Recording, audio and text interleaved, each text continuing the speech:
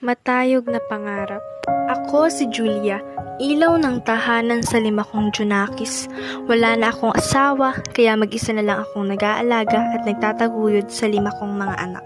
Mahirap ang buhay ng isang single parent, lalo na kung may anak akong adik na yosi lagi ang kapit at iba ko namang mga anak ay iniwan ako at nakipagtalik sa mga babaeng pokpok, habang yung iba ko namang mga anak ay humahakot ng mga gintong medalya sa kanilang paaralan.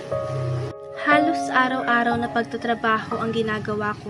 Uuwi ng bahay na pagod at madadatnan ang mga marites na walang tigil ang bibig na pinag-uusapan ang aking mga Junakis. Isang araw, pagkagaling ko sa aking trabaho, may lumapit sa akin ng mga barangay tanod. Sinabi nila sa akin na nasa barangay ang pangatlo kong Junakis. Dali-dali ako nagtungo doon at nadatnan ko ang bugbog na katawan at puro pasang muka ng aking anak.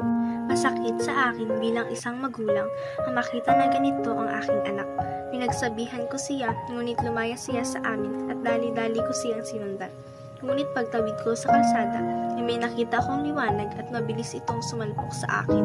Nagising na lamang ako sa hospital at nandoon ang 5 kong Junakis. Biglang may tanging sa tumulo sa aking mga pisngi dahil sa saya kong nadarama.